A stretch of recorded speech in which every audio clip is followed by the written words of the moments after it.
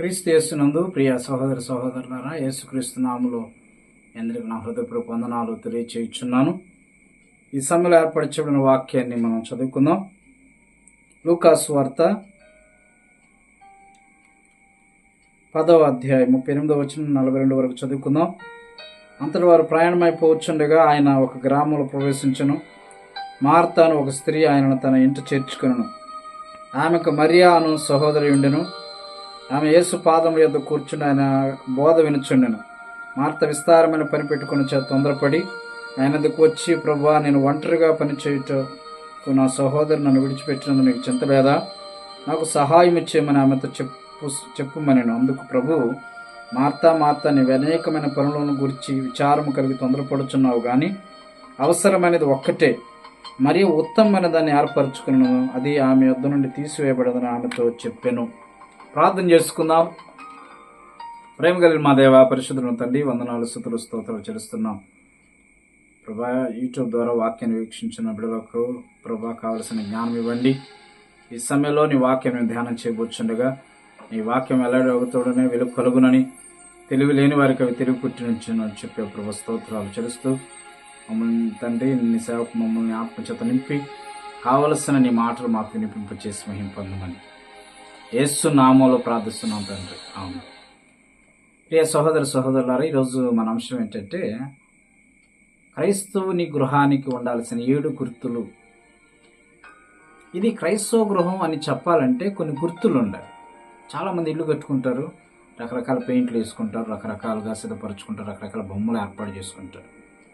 అయితే లోకానికి వేరుగా ఉండడానికి క్రీస్తు ప్రభు మనం పిలిచాడు, మనం ఏర్పాటు చేసుకున్నాడు. కాబట్టి క్రైస్తవుని గృహాన్ని ఇతర గృహాల కంటే వ్యత్యాసమైనదిగా ఉండాలి. అంటే ఇక్కడ భౌతిక సంబంధమైన కట్టుబడి గురించి కానీ, రంగుల గురించి కానీ ఇక్కడ దేవుడు మాట్లాడలేదు. కానీ ఆ గృహంలో జరగాల్సినటువంటి కార్యాలను బట్టి ఇక్కడ మనం గుర్తు చేసుకోవాలి. ఎందుకంటే మనం గ్రహించాలి, ఇక్కడ గృహము అనగా కట్టుకున్న ఇల్లు మాత్రమే కాదు, అందులో నివసించే కుటుంబము. కీర్తన గ్రంథం 127:1 యెహోవా ఇల్లు కట్టించని అంటే ఇల్లు అంటే భౌతిక సంబంధమైన ఇల్లు మాత్రమే కాదు, కుటుంబం అనే ఇల్లు. అది 128వ సంకీర్తనలో అలాంటి వ్యక్తి కుటుంబము, గృహం ఎలాగుంటుందో 128వ సంకీర్తనలో చూస్తాం. నిశ్చయంగా అతడు తన చేతుల కష్టాజీతం అనుభవిస్తాడని ఇవన్నీ కూడా మనం చూస్తాం. కనుక ఈరోజు క్రైస్తవ గృహానికి 7 రకాలైన గుర్తులు ఉండాలి. బైబిల్ చెప్తున్న గుర్తులు, బైబిల్ ఇచ్చుచున్న గుర్తులు. ఈ గుర్తులు కలిగి ఉన్నటువంటి కుటుంబాన్నే క్రైస్తవ కుటుంబం అంటారు. మొదటిగా చూద్దాం. మొదటిగా లూకాసు వార్త చదివాం కదా, పరిచర్య చేసే ఇల్లు. ఏ కుటుంబం అయితే పరిచర్య చేస్తారు, మార్త యేసుప్రభు తన ఇంట్లో చేర్చుకొని పరిచర్య చేస్తున్నారు.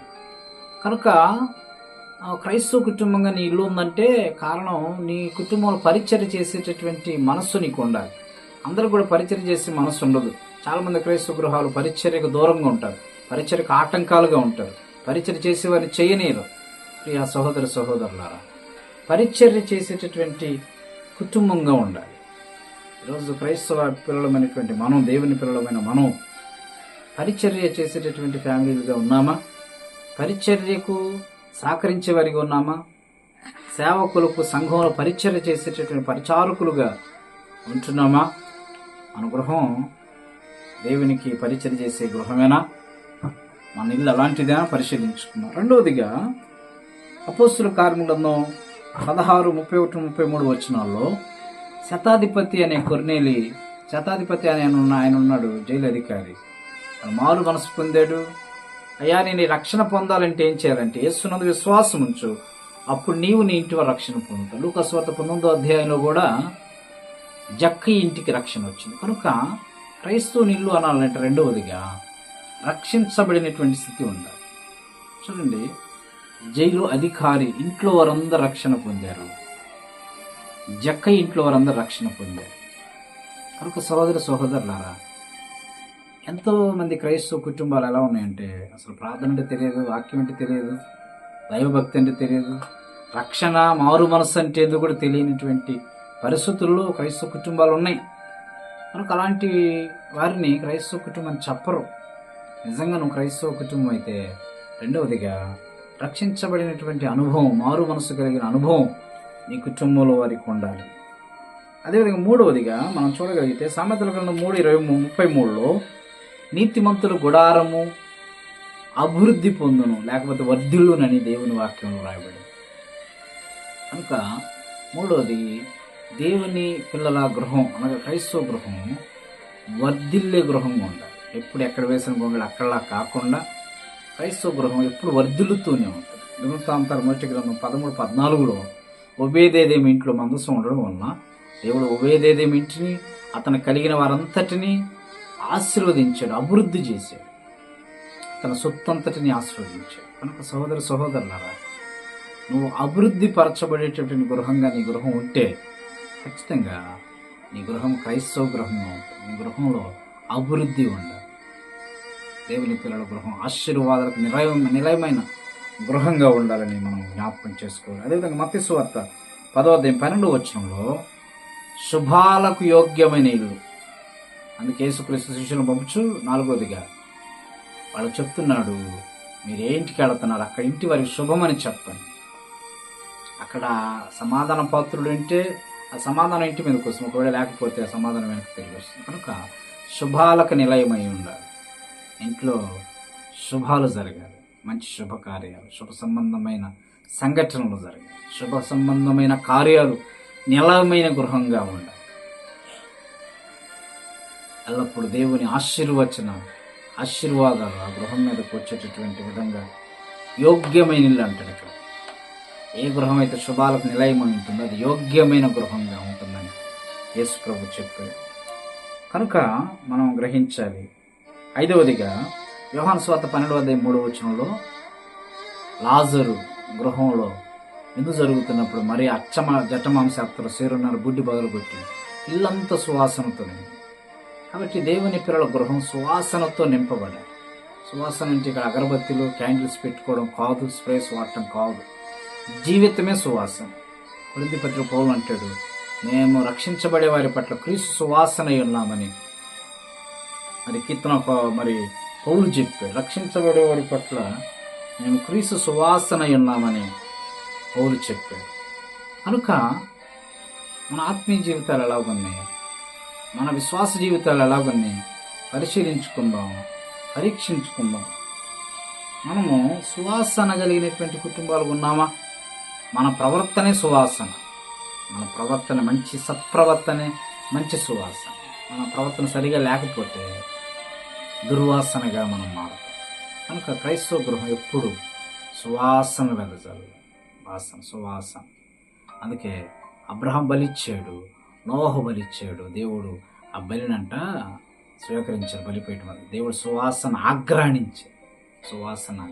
కనుక ఇక్కడ మన గృహం సువాసన వెదజల్లడం అంటే ఇక్కడ సత్ప్రవర్తనతో ప్రార్థన అనే సువాసన మన గృహంలో ఉంది. అదేవిధంగా 6వదిగా మనం చూడగలిగే సామెతల గ్రంథం 14:11 యథార్థవంతుల గుడారం వర్ధిల్లును అని వ్రాయబడింది. కనుక మన గృహం 6వదిగా యథార్థవంతుల గృహం ఉండాలి. గృహంలో ఉన్నవారు అబద్ధాలు బూతులు మాట్లాడడం, లోక సంబంధం తగాదాలకు, కక్షల కార్పణ్యాలకు వెళ్ళడం కాదు. కుటుంబంలో ఉన్నవారు యథార్థమైన ప్రవర్తన కలిగిన వారిగా, యథార్థమైన భక్తి చేసేటటువంటి వారిగా. అందుకే యథార్థవంతుల గుడారం వర్ధిల్లునని దేవుడు మాట్లాడుచున్నాడు. కనుక మన గృహం ఎలాగుంది, మన కుటుంబంలో ఉన్న వారందరూ ఎలా ఉన్నారు, వారి జీవిత విధానం ఎలాగుంది, యథార్థవంతులుగా ఉన్నారా, యథార్థతతో కలిగినటువంటి భక్తి ఉందా, ఒకసారి పరిశీలన చేసుకున్నాం. యథార్థత లేకపోతే మన గృహం క్రైస్తవ గృహం కాదు. 7వదిగా అపోస్తలుల కార్యాల గ్రంథం 10:24 వాక్యానికి నిలయమైన గృహం అని. మన గృహంలో ఎప్పుడు వాక్యం వినపడి, ఏదైనా కూడా అలా గమనించండి. వాక్యానికి నిలయమైన గృహం. ఎందుకంటే పౌలు ఆ కొర్నేలి అతని ఫ్యామిలీ పేతురుని పిలిపించుకుని వాక్యం వారు విన్నారు. వాక్యానికి నిలయమైనటువంటి గృహంగా మన గృహాలు ఉండాలి. మన గృహంలో అన్నిటికీ చోటు ఉంటుంది, కానీ వాక్యానికి చోటు. అందుకే యేసుక్రీస్తు అన్నాడు, ఇదిగో మీలో ఆ వాక్యానికి చోటు లేదు. కనుక మన గృహాల్లో అంటే వాక్యానికి చోటు లేదంటే వాక్యం మన గృహాల్లో, మన గృహాల్లో బైబిల్ ఉండడం కాదు. కానీ ఇక్కడ వాక్యానికి చోటు ఉండడం అంటే అర్థం ఇంట్లో ఉన్న వారందరూ వాక్యాన్ని అనుసరించి నడుచుకోవాలి, వాక్యాన్ని గైకొనాలి, వాక్యానికి లోబడాలి. అప్పుడే మన గృహము క్రైస్తవ గృహంగా ఉంది. కనుక సహోదరులారా, ఈరోజు వాక్యం ఉంచినటువంటి నీ గృహం క్రైస్తవ గృహమేనా?